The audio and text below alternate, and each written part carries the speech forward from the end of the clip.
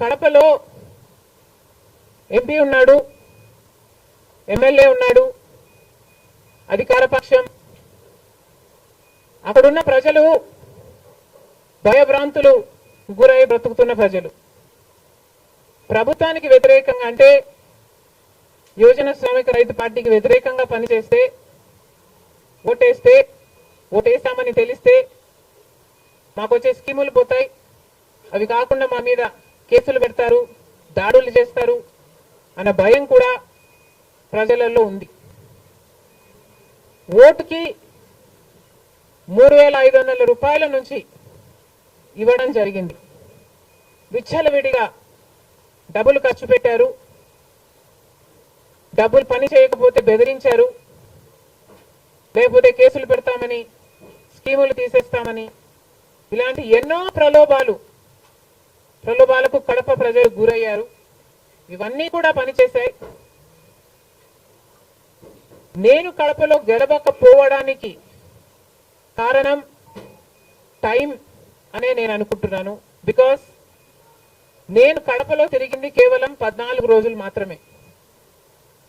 14 రోజులు క్యాంపెయిన్ చేశాము, మిగతా టైం స్టేట్ వైడ్ క్యాంపెయిన్ చేశాము. మేము 14 రోజులు ఎంత కష్టపడినా కూడా we were not able to cover most of the geographical area. చాలా మటుకు రూరల్ ప్రాంతాలలో కనీసం రాజశేఖర రెడ్డి బిడ్డ పోటీ చేస్తుంది అన్న విషయం కూడా చాలా మందికి తెలియలేదు. మేము పోటీ చేసింది కూడా ఎలాగైనా సరే మళ్ళీ హంతకులు, హత్య చేపించిన వాళ్ళు చట్టసభలకు వెళ్ళకూడదు అని ఉద్దేశంతో మాత్రమే పోటీ చేయడం జరిగింది.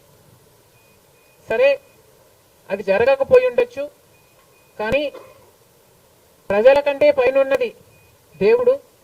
ఐఎమ్ వెరీ ష్యూర్ వాళ్ళ పాపం పండుతుంది, పండే రోజు కోసం దేవుడు కూడా ఎదురు చూస్తున్నాడని నా అభిప్రాయం. ఈ గ్యారంటీలతో చంద్రబాబు గారు ఎన్నికలకు వెళ్లారు. దీంట్లో యువతకు 20 లక్షల యువత వరకు ఉద్యోగ అవకాశాల కల్పన కల్పిస్తామని చెప్పారు. లేదా 3,000 రూపాయలు ప్రతి నెల ప్రతి నిరుద్యోగికి నిరుద్యోగ భృతి ఇస్తామన్నారు చంద్రబాబు గారు. అదే కాకుండా స్కూల్కి వెళ్లే పిల్లలకు ప్రతి విద్యార్థికి 15,000 రూపాయలు సంవత్సరానికి ఇస్తామని చెప్పారు. ప్రతి రైతుకి 20,000 రూపాయలు ఆర్థిక సహాయం ఇస్తామన్నారు. ప్రతి మహిళకు నెలకు 1,500 ఆర్థిక సహాయం, అంటే ప్రతి మహిళకి కూడా ఒక పెన్షన్ లాగా 1,500 ఇస్తామని చంద్రబాబు గారు మాటిచ్చారు. మహిళలకు ఉచిత బస్ ప్రయాణమే కాకుండా ఏడాదికి 3 గ్యాస్ సిలిండర్లు కూడా ఉచితంగా ఇస్తామని చంద్రబాబు గారు సూపర్ 6 లో ఇవ్వడం జరిగింది. ఇవన్నీ కూడా చంద్రబాబు గారు దీని విధి విధానాలు ఏమిటో, మొదలు పెట్టే తేదీ ఏమిటో వీటి మీద కూడా చంద్రబాబు గారికి స్పష్టత ఇవ్వాల్సిన అవసరం ఉంది.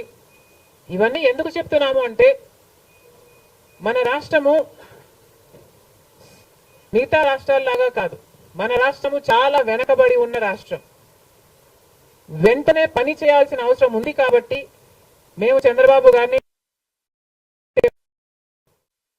మన రాష్ట్రము ఒక స్పెషల్ చైల్డ్ కి కావాల్సిన నీడ్స్ మన రాష్ట్రానికి ఉన్నాయి కాబట్టి, కనీసం మీరు ఇప్పుడే గెలిచారు, ఆ విషయం మాకు కూడా తెలుసు.